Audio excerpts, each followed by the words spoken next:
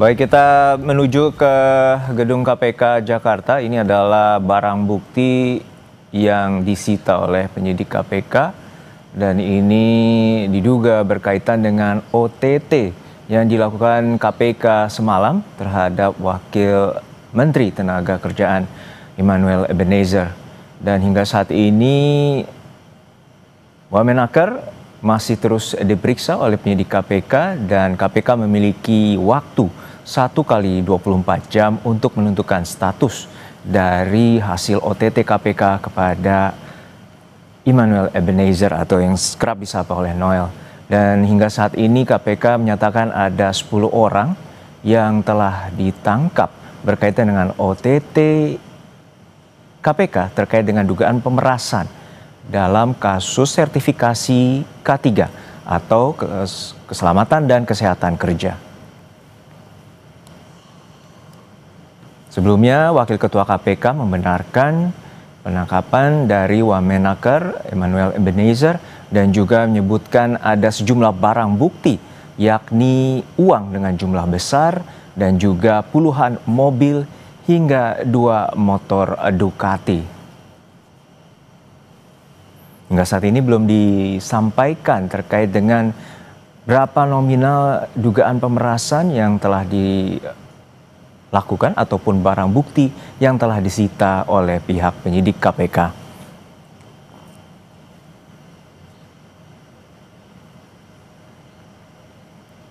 Baik, lalu seperti apa modus korupsi dalam pengurusan sertifikasi keselamatan dan kesehatan kerja atau K3 sebuah perusahaan dan apa yang membuat sertifikasi K3 perusahaan seakan menjadi lahan basah dari tindak pidana korupsi. Kita bahas bersama dengan Wakil Ketua Umum Jokowi Mani atau Joman, Andi Azwan, dan juga ada mantan Komisioner KPK Saud Situmorang dan anggota Komisi 3 DPR fraksi Golkar atau Partai Golkar Sudesson Tandra. Selamat petang Bapak-bapak, semoga sehat-sehat selalu.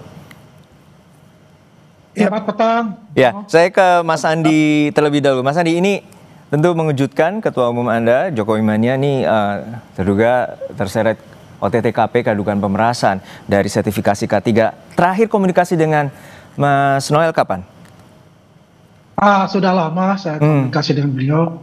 Jadi memang ini adalah seperti petir di tengah siang hari yang bolong. Kita mendapatkan berita seperti ini. Ya, kami semua ini turut prihatin apa yang terjadi terhadap Wakil Menteri Tenaga Kerja Bang Immanuel Ebenezer. Terlepas dari itu ya kita juga mengapresiasilah kepada KPK penegakan hukum itu luar biasa ya. Walaupun itu adalah wakil menteri maupun menteri itu wakil menteri tetap diadakan suatu tindakan hukum. Dan juga biar bagaimanapun juga ini mencerminkan bahwa Presiden kita Prabowo Subianto tidak memandang bulu terhadap siapapun yang terlibat dalam tindak pidana korupsi. Tapi sebelum itu kita juga harus mengedepankan yang namanya azas praduga tak bersalah. Seperti apa proses terjadinya OTT itu? Ya, sepengetahuan kami, ya kini kalau tidak salah ya bahwa itu ada terpisah ya. Dan saya katakan bukan OTT kalau misalnya dengan Wamenaker ini, karena informasi yang saya terima dari teman-teman itu bahwasanya terpisah itu dengan 10 orang itu. Apakah itu ada pengembangan dari itu sehingga beliau juga ditahan karena ada barang-barang bukti yang memberatkan beliau. Itu hanya KPK yang bisa menjawab. Maksud Anda terpisah seperti apa, Bang Andi? Ya, misalkan begini, yang sebenarnya saya dapat informasi katanya Pak Wamen itu ada di rumah dinas pada saat itu. Kemudian dari KPK datang ke sana dini hari ya, mengajak Pak Wamen untuk ke kantor KPK ya di Kuningan itu. Jadi makanya saya ada satu pertanyaan sebetulnya, OTT-nya ini secara bersamaan dengan 10 orang itu apakah terpisah? 10 orang itu ditahan misalnya saat Pak Wamen kemudian diajak untuk diberikan keterangan ya. Baik, seperti baik. itu Kita perlu penjelasan itu. Tahan sebentar, kita dengarkan dulu keterangan dari Menteri Tenaga Kerja Yasirli. Iya, kasihan. Kenapa nggak nunggu aja dari KPK ya? Terpaksa jadinya kemudian ya. Lah.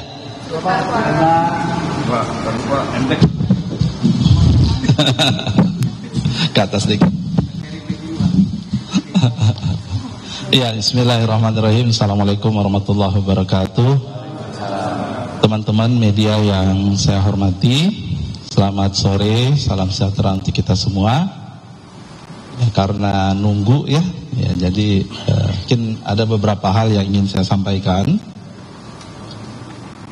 Yang pertama, saya prihatin dan menyayangkan peristiwa dugaan tindak pidana korupsi yang saat ini sedang diproses oleh KPK. Saya menghormati proses hukum yang sedang dijalankan oleh KPK dan mendukung berbagai langkah KPK dalam melakukan penindakan pelaku korupsi. Bagi saya dan keluarga besar Kementerian Ketenagakerjaan, ini adalah pukulan yang berat. Terlebih sejak saya dilantik menjadi Menteri Ketenagakerjaan atau dalam 10 bulan terakhir, saya sedang melakukan banyak pembenahan dan penataan, khususnya terkait dengan integritas, profesionalisme, dan perbaikan layanan. Sejalan dengan arahan Presiden bahwa tidak ada toleransi atas perilaku koruptif, maka saya sudah meminta pejabat beserta jajaran di Kemenaker untuk menandatangani fakta integritas dan siap dicopot apabila melakukan tindakan korupsi.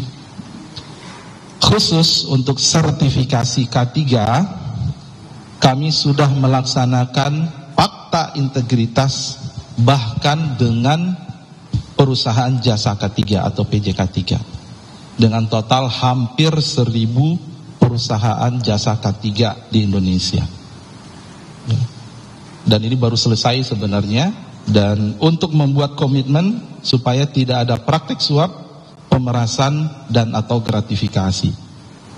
Kami juga meminta masyarakat untuk aktif melaporkan apabila masih ada praktek tersebut. Selain fakta integritas, saya juga telah merotasi pegawai yang sudah lebih 4 tahun pada posisinya, melakukan perbaikan proses layanan sehingga lebih transparan dan akuntabel, serta merevisi berbagai regulasi terkait pelayanan K3.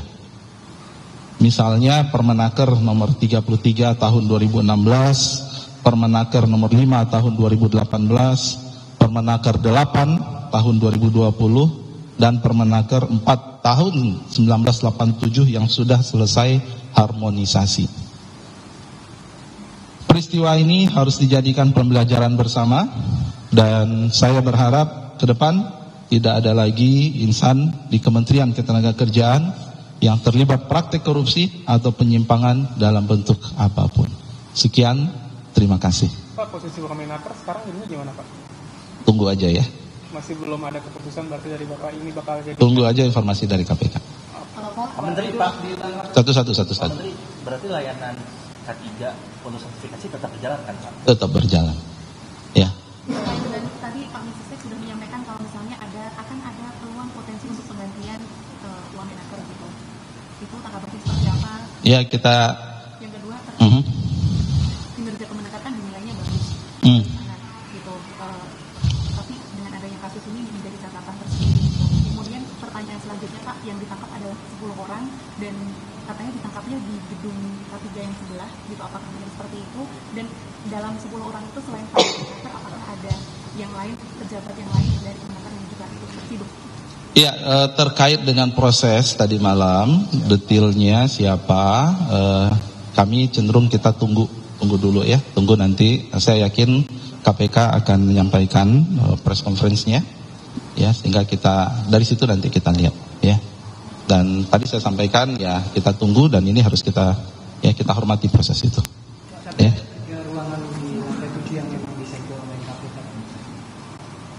Ya, kita lihat aja nanti, ya.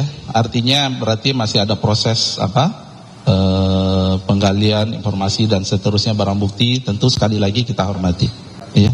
Jadi sekali lagi berbagai hal, ya, sudah kita lakukan, ya, untuk membangun sistem yang lebih baik di Kemenaker ini, ya. Jadi dari orangnya, kemudian ini ada potensi ya, ketika layanannya kita lihat ya beresiko, kita putar orangnya, kemudian fakta integritas, kemudian kita ingatkan terus. Kemudian teman-teman kalau lihat di sini ada patung orang pakai rompi orange gitu ya. Saya selalu mengingatkan ya, proses layanan kita perbaiki, apalagi K3 ini saya sangat concern. Angka kecelakaan kita masih memprihatinkan, kita perlu percepatan dalam pelayanan K3 dan seterusnya ya. Jadi makanya kami prihatin dan kita menyayangkan sekali sebenarnya. Di Ditjen K3 bakal ada perombakan dalam waktu dekat nggak Pak? Tentu semua harus ada berbasis bukti ya, dan saya jamin kalau ada bukti dan kemudian itu ya benar ya, tidak ada toleransi. Tapi sekarang tentu kita praduga tidak bersalah dulu. Tapi Ya. nanti ada peningkatan pelayanan perbaikan. Pasti, insya Allah ya. Tapi nanti akan ada penonaktifan pejabat yang terkait kalau misalnya memang terbukti, Iya pasti. termasuk juga Pak Wamenakar ya Pak? Oh, kalau menaker kan bukan dari menteri ya, tentu ya. Kalau dari saya kan eselon 1 ke bawah Berarti ya. ada perjanjian atau seperti apa? Itu kita serahkan ya. Cukup? Pak, sampai saat ini udah ada tanggapan dari Presiden, Pak? Ya, tadi kan sudah ada informasi dari Sesnek ya. Bapak, untuk audit ini sendiri dilakukan di Kemenaker atau di... Jadi sekali lagi terkait dengan proses OTT-nya, kemudian siapa yang terlibat, kemudian kita tunggu aja dari KPK ya. Udah ada komunikasi langsung belum sama dari Pak Prabowo ke Bapak Pak? Ya, tadi kan udah ada pas conference tadi Belum dari. ada berarti ya, Pak, komunikasi langsung. Pak, untuk Pelayanan sertifikasi K3 ini di kasus yang terjadi ini apakah Kemenaker akan melibatkan pihak ketiga juga, misalnya lembaga sertifikasi? Jadi begini, ini sertifikasi K3 ini memang melibatkan pihak PJ K3 sebagai mitra. Nggak mungkin pemerintah sendiri yang melakukan sertifikasi. Jadi melibatkan PJ K3, disitulah kita harus pastikan bahwa mereka itu punya komitmen. Ya, kita sudah lakukan itu. Bahkan kemarin saya sampaikan PJ K3 yang belum melakukan komitmen ulang fakta integritas, kita tahan dulu izinnya. Ya udah tahan. Tapi tetap ya, ini kan proses dari suatu sistem yang sudah lama ya. Jadi memang perbaikan itu butuh upaya-upaya yang kemudian harus lebih intens lagi, dan inilah yang terus menjadi PR kami ke depan. Ya. Cukup? Nah. Dah, nantilah detail nanti Pak Dirjen aja jawab ya. KPK kan disebut ada sekitar 10 orang yang terseret ya Pak. Itu dari Kemenaker semua atau gimana Pak? Belum tahu, saya belum tahu. Nanti tunggu aja dari KPK ya. Oke. Makasih semua. Tunggu aja, sabar dong. Ini kan belum 1 kali 24 jam, tunggu ya. Nanti kalau ada yang perlu kami jelaskan, kita tunggu dulu dari KPK. Insya Allah besok kita bisa ketemu lagi. Ya. Assalamualaikum warahmatullahi wabarakatuh. Terima kasih Pak. Itu tadi keterangan resmi dari Menteri Tenaga Kerja Yasir Lee terkait dengan OTT KPK terhadap Wamenakar Emmanuel Ebenezer, dan Yasir Lee menegaskan akan menunggu proses hukum yang tengah berjalan, dan juga sebelumnya ia menegaskan telah melakukan penandatanganan fakta integritas bersama dengan 463 perusahaan jasa K3. Baik, informasi terkini dan juga pembahasan lebih lanjut terkait dengan OTT KPK terhadap Wamenakar akan kami lanjutkan setelah jeda di Kompas Petang.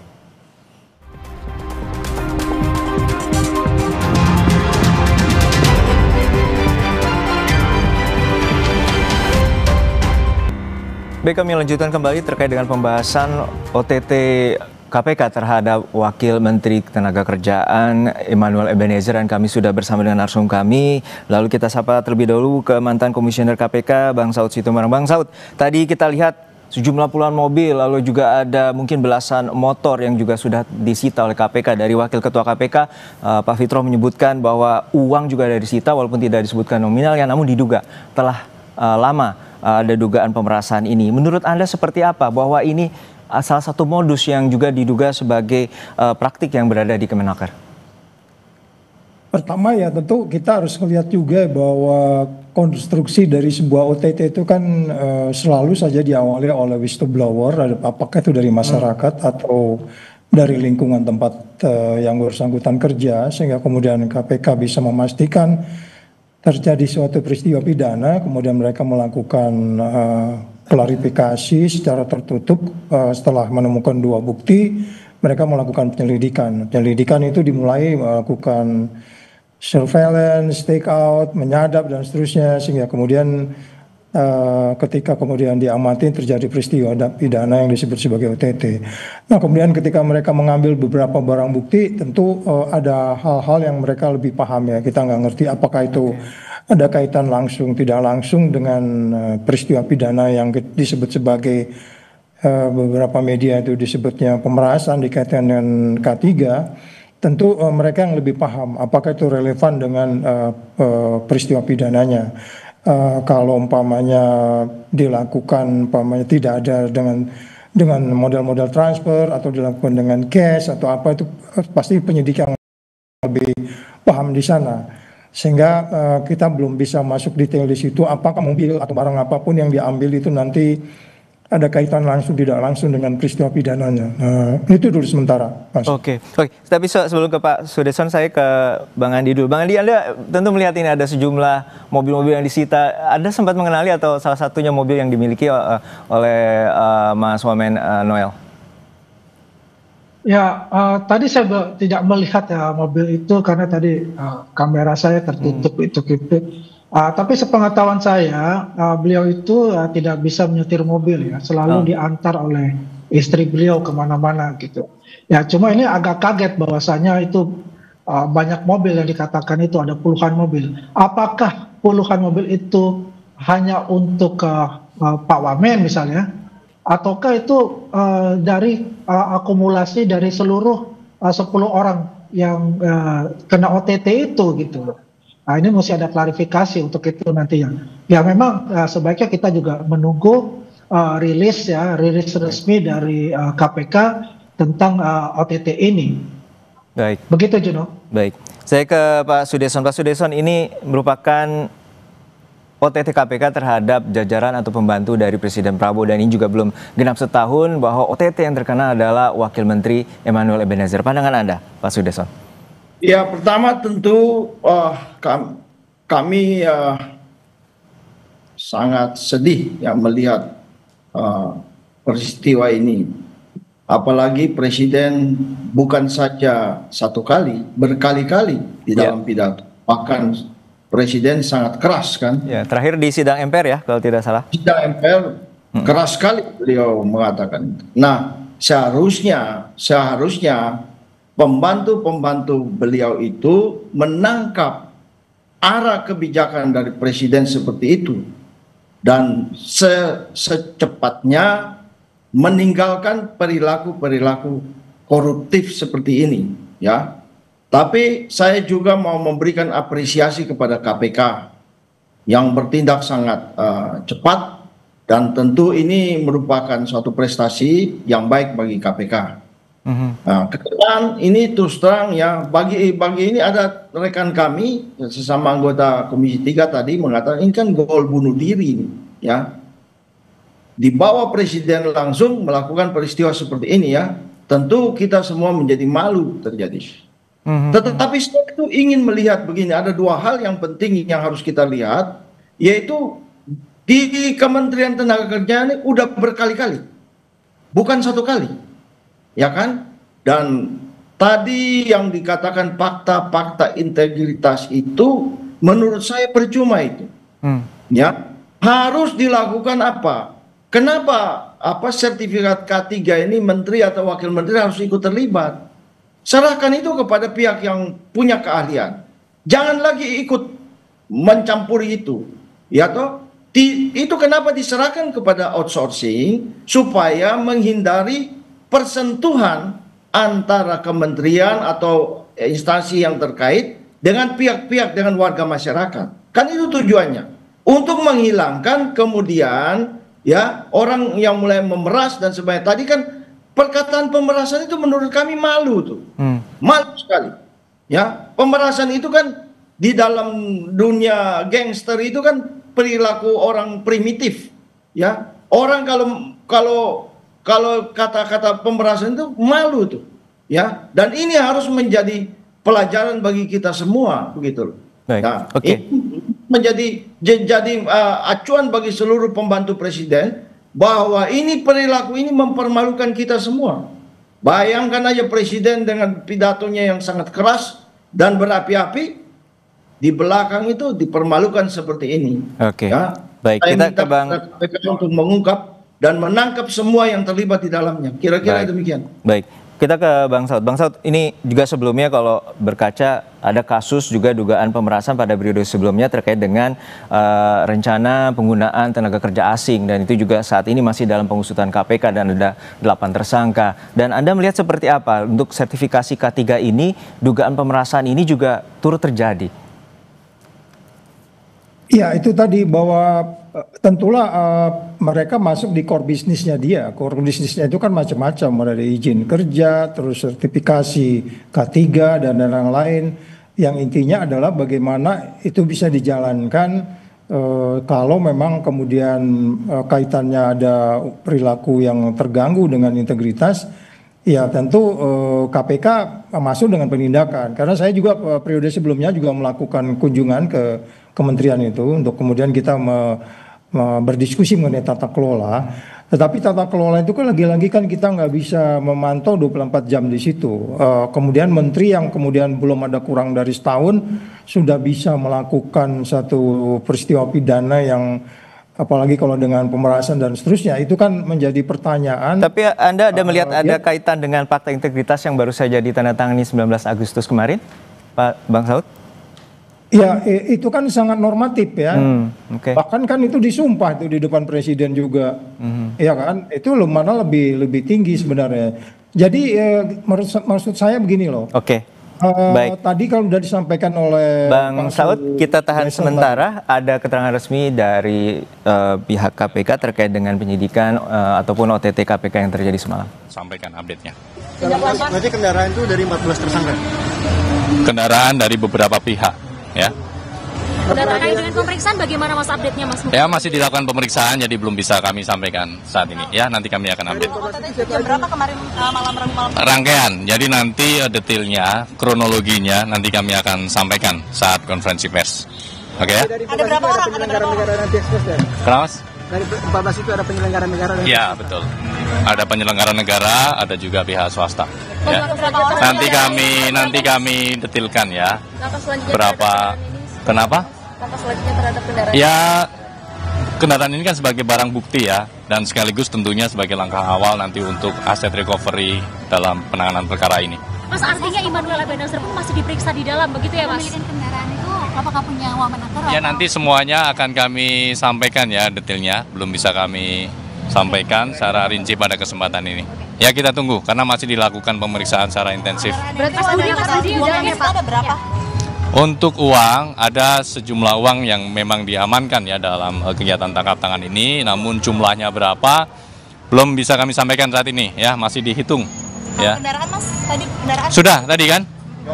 Ada 22 unit ya, 15 kendaraan roda 4 dan 7 kendaraan roda 2 sampai dengan saat ini. Oke ya? Mas Budi, untuk wamenakernya masih diperiksa Mas? Di dalam. Ya, nanti kami sampaikan ya pecahannya apa ya. Mas Budi, untuk wamenaker masih diperiksa di dalam? Ya, semua pihak yang diamankan dalam rangkaian kegiatan tangkap tangan ini masih dilakukan pemeriksaan secara intensif. Total ada berapa Mas, selain Noel yang diperiksa? Total yang diamankan sampai dengan saat ini ya, ada 14 orang. Oke ya? Semuanya itu adalah orang-orang dari Kemenaker Mas? Ya, nanti kami sampaikan ya update-nya. Tadi sudah kita update juga, ada dari pihak penyelenggara negara dan juga pihak swasta. Oke ya? Oke ya, makasih ya. Pemerasan soal pengurusan. Ya, nanti terkait dengan... Baik, itu tadi keterangan dari Budi Prasetyo, jubir KPK terkait dengan adanya 14 orang yang saat ini tengah diperiksa intensif, dan juga tadi menjelaskan ada 20 unit mobil dan juga ada 7 unit kendaraan roda 2 yang telah disita KPK, dan untuk terkait dengan uang, KPK belum menjelaskan secara detail. Informasinya akan kami hadirkan kembali dan pembahasan lebih lanjut setelah jedanya di Kompas Petang.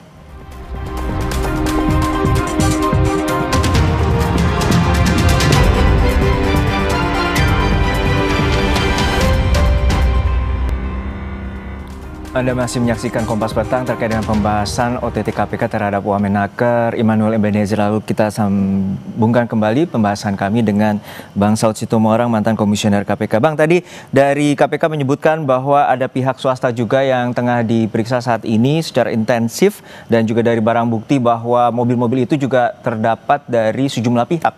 Anda melihatnya seperti apa dengan adanya pihak swasta dan pemerasan, ataupun ini ada juga unsur gratifikasi di sana?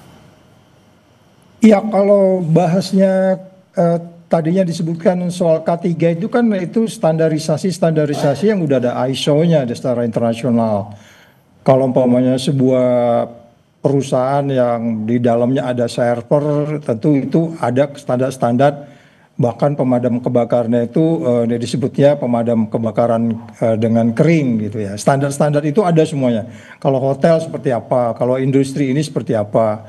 Nah, itu semuanya kan tujuannya adalah untuk menjaga keselamatan pekerja. Dia mulai datang, dia bekerja di pabrik, dia pulang ke rumah dalam keadaan sehat. Kemudian kalau standar-standar itu diturunkan, apakah karena memang katakanlah swastanya ada masalah dalam kaitan tadi memenuhi, tadi kita ambil contoh pemadam kebakaran yang bahannya yang disebutnya pemadam kebakaran kering, serbuk kering tuh mungkin mahal, sedangkan dia udah expired harus diganti dan seterusnya. Itu standar-standar itu kan bisa di markdown atau diturunkan sehingga kemudian ke dalam hal ini kementerian melakukan apa yang disebut transnasional itu. Jadi secara keseluruhan swastanya itu menjadi bagian yang sangat sulit untuk kemudian bisa dikeluar dari katakanlah isu pemerasan itu kalau memang mereka standar-standarnya itu diturunkan, sedangkan kementerian kan harus membina supaya standar internasional dipenuhi. Itu kan ada ISO-nya itu. Jadi maksudnya gini loh. Ketika kemudian itu standar diturunkan, kalau kita masih fokus di K3 dulu ya, kita belum yang lain-lain ya, karena yang diungkap ke permukaan sementara isu K3 ini. Jadi saya pikir ini harus ada pemberatan ini, karena ini menyangkut keselamatan dan daya saing kita juga, karena ini menyangkut segala macam pekerjaan yang menyangkut tenaga kerja. Itu kan tidak bisa di luar daripada standar ISO yang dimiliki gitu. Baik, oke, saya ke Pak Sudirsan. Pak Sudirsan, ini bahwa ini salah satu menteri dan juga wakil menteri yang kemudian ini jajaran pembantu dari presiden, dan juga ucapan keras dari presiden dan juga Mensesnek menyebutkan bahwa korupsi di pemerintahan ataupun institusi ini sudah memasuki stadium 4 atau penyakit yang cukup akut gitu ya. Nah, dalam pandangan Anda bahwa ini tanda bahwa KPK juga akan terus menggalakkan OTT, dan pandangan Anda sebagai Komisi 3 seperti apa? Jadi saya berpendapat begini, kita fokus pada K3 ya. Kalau kita bicara mengenai materi dari perkara ini kan belum diungkap oleh KPK. Sehingga sebaiknya kita tidak menduga-duga. Tetapi yang paling penting dari persoalan ini K3, kenapa begitu? Saya pakai istilah begini, kepala dilepas, buntut dipegang. Ya, tadi yang disampaikan oleh Pak Saud itu kan, itu misalnya syarat pemadam kebakaran ada syaratnya, standarnya harus begini, memenuhi syarat begini, anti api dan sebagainya, ya kan? Lalu itu kemudian nanti ya di-approve oleh pejabat-pejabat tertentu di kementerian. Nah, kalau di-approve begitu, ada unsur permainan lagi. Jadi sampai kapanpun akan jatuh banyak korban. Pengusaha tuh intinya mereka mau mudah. Mereka tidak mau dipersulit. Yang kedua, mereka itu nanti di dalam persoalan ini, kalau bisa saya persyaratan itu saya turunkan, ngapain saya harus sesuai dengan ISO, ya kan? Nah, tadi yang seperti Pak Saud bilang, ya kan? Pengusaha itu kan otaknya tuh selalu pikir untung. Baik, kita tangkap poinnya. Sebentar Pak, sebentar. Let me speak. Keselamatan daripada pekerja itu kalau perlu kita korbankan. Nah, disitulah kesempatan kong kali kong di situ kan. Karena yang tadi saya bilang itu, kepala dilepas, buntut dipegang. Ya kan? Maka itu yang saya setuju sekali dengan Pak Saud tadi yang ngomong, pemberatan itu. Pemberatan dan juga kita nantikan bagaimana pengusutan tuntas dan juga terkait dengan pemeriksaan intensif. Bukan masalah jumlah uang ya Pak. Wait, let me 1 minute. Bukan masalah jumlah uangnya, bukan masalah jumlah uang. mindsetnya yang jahat itu yang harus kita berantas. Kira-kira demikian. Baik, pemberantasan korupsi menjadi komitmen dari pemerintahan Prabowo Gibran, dan juga kita nantikan bagaimana pengusutan tuntas dari KPK untuk penyidikan OTT Wamenakar Emmanuel Ebenezer. Terima kasih Bapak-Bapak, Pak Saud Situmorang, mantan Komisioner KPK, Pak Sudeson Tandra dari DPR, dan juga Mas Andi Aswan dari Joman.